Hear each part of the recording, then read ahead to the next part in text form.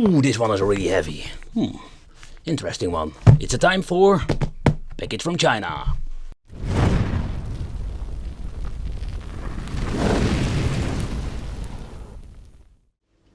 Hey guys, welcome back to the channel. It's awesome that you're tuning in. So in the Pandora jungle there is always something that is going on. Because it's a jungle, there are a lot of these devices out there. But always a question, what are we going to get with these main boards? But here you can see a small collection of all the Pandora's box they have released in the last couple of years.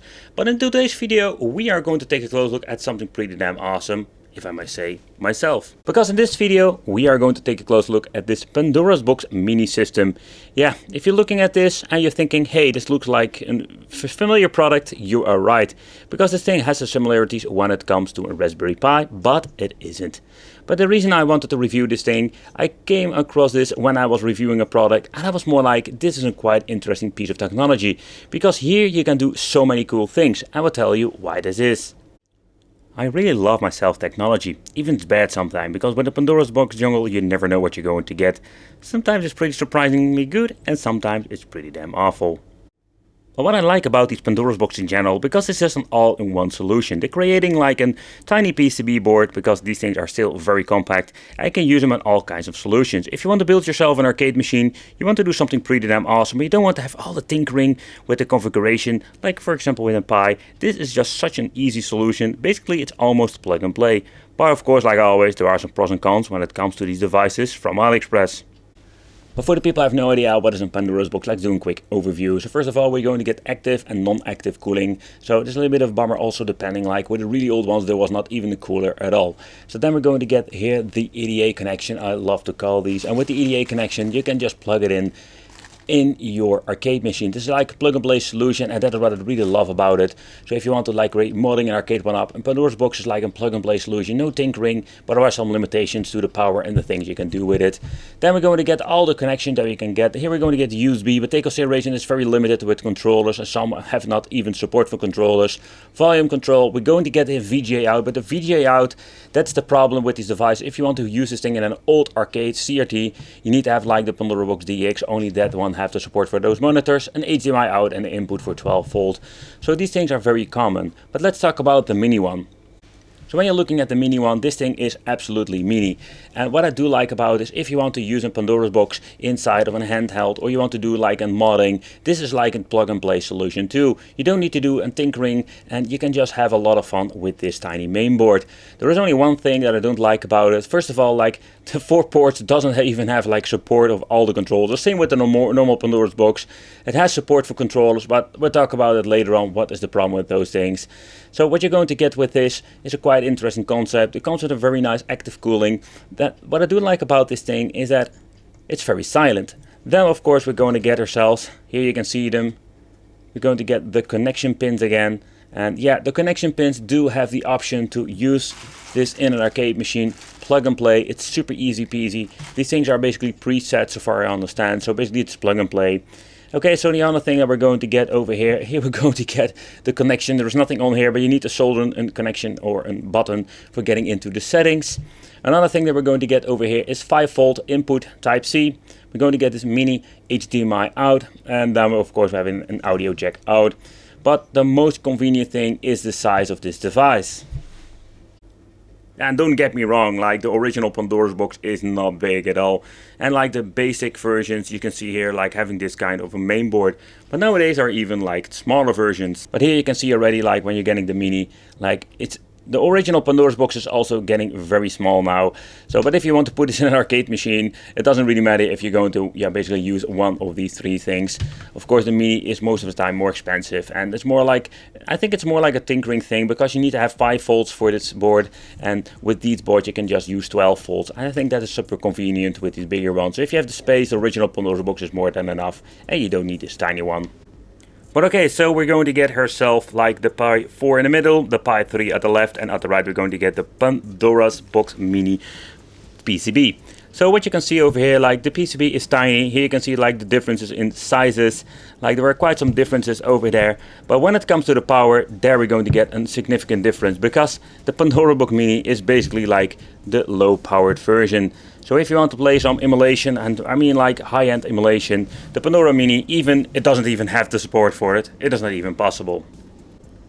But even the Pandora's Box Mini looks somehow like a Raspberry Pi, but of course not a one-on-one copy. You can see like this thing doesn't have the solutions when it comes to emulation performance. The 3B Plus, but especially the Raspberry Pi 4 nowadays, has so much more to offer. I think the Raspberry Pi is just a really great option if you want to play some high-end emulation. But the conclusion is, when you're comparing this with a Raspberry Pi, it's very simple. If you want to have like a plug-and-play solution, I love these mini boards. It's like plug and play, you hook up your controls and you can just play your stuff. But with the Raspberry Pi, there's so much more to offer. You can overclock, you can mess around with the system, you have so much more to play. And not to forget what you can play. Atomic Wave stuff that you can play on a Raspberry Pi 4, you cannot play it on this machine. But let's take a close look anyway at what you can do with it. How about the controller support? Yeah, it's a little bit of a bummer, but that is always like the problem with these Pandora's boxes. My Xbox 360 controller, that I think the most common one that is very comfortable, but also supported by many Pandora boxes, doesn't work very great. And the same goes for this one. Looks like a PlayStation 4 controller style, but it is normally like recognized by an Xbox 360 controller. A little bit of a bummer if you ask me. The only solution that we have in this video, we're going to use ourselves the PlayStation 4 knockoff controllers. Yeah, another thing is we cannot use a D-pad, only analog stick. This is a reconfiguration, but it's kind of weird. So when it comes to the controllers, it's a freaking hot mess. Okie dokie, so let's take a close look how you need to connect it. The only way we can do it is with the HDMI solution. And when you're plugging in the power cable, it goes on automatically. A little bit of a bummer, so if you want to plug it into an, let's say, mini arcade machine, you need to have a solution for the on and off switch. Let's plug in the HDMI cable.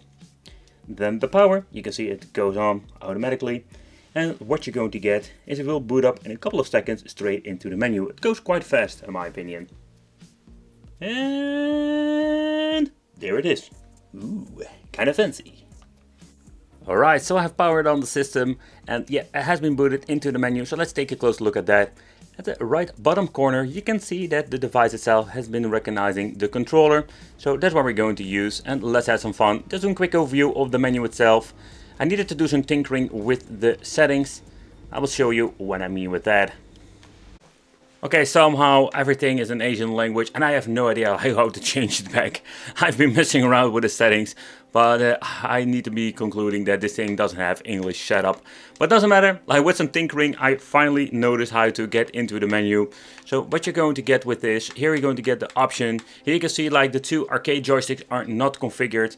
So when you're pressing A, you can see they can basically like turn it on and off. What you can say is like player 1 needs to be the arcade. So if you're plugging this in an arcade machine, with 1 or 2 players with the cable I've shown you in this video, then you need to do this like configuration. Otherwise, just use a controller and have a mini game system.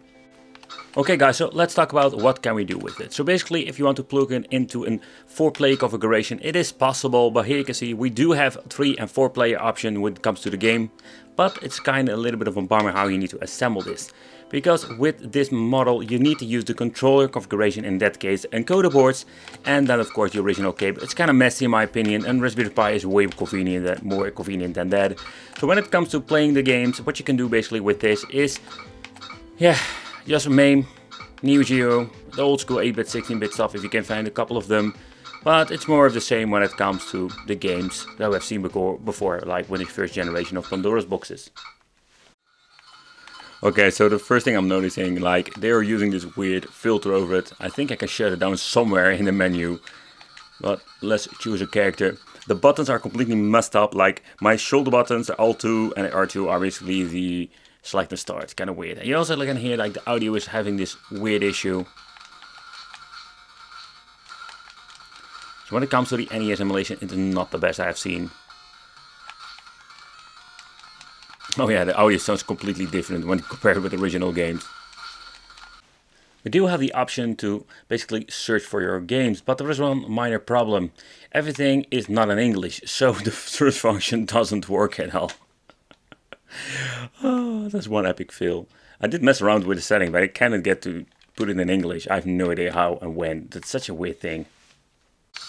Alright, so next up, let's try some PlayStation 1. And I find it quite interesting that this device seems to be running very well with the PlayStation part. The performance itself is quite good. It's still running on native resolution. I don't know what kind of emulator is running this. because there is no way you can tinker with this.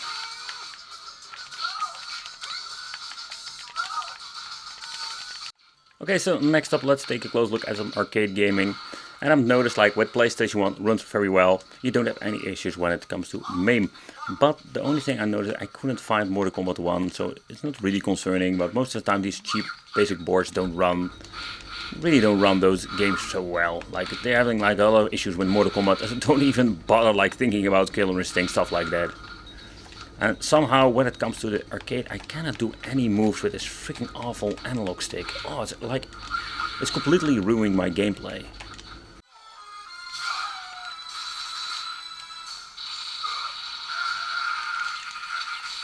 But I'm quite surprised to see how good this performance is, and the reason I just wanted to check it out here on the channel, it's like, I think this board has a lot of potential when it comes to modding. If you just want to mess around with, let's say, maybe make yourself a handheld, make yourself a mini arcade machine, you can do a lot of cool things with this. Super convenient. Alright guys, so let's talk about the specifications. This thing is an all-winner H3 beneath the cooler. It's a quad-core CPU that clocks around 1.5 GHz. It has a Mali 400 MP2 GPU that is around 600 MHz. It comes with 1 GB of memory, and it has a possibility to output on 1080p 60 FPS or even 4K on 30 FPS. And this has been used in, let's say, Orange Pi systems, NanoPi Duo, Banana Pi, M20, stuff like that. That is where you can find the same specifications. So it's not a super powerful board, but it can run up to PlayStation 1 that you have seen here in this video. But despite the flaws this thing has, I think it's still a really cool piece of technology. Simply because it's a really plug and play solution. It's really underpowered compared with a Pi 3 or 4, but it doesn't really matter. I think this thing is pretty awesome. So you can do a lot of great things if you want to build yourself a mini arcade machine, or you just want to have like this tiny machine that you want to play some games with. Take consideration, controller support is pretty damn awful. I want to thank you for watching. Let me know in the comments what you think of this. Consider subscribing, hit that little bell, become a Wicked family, and I will see you in the next video.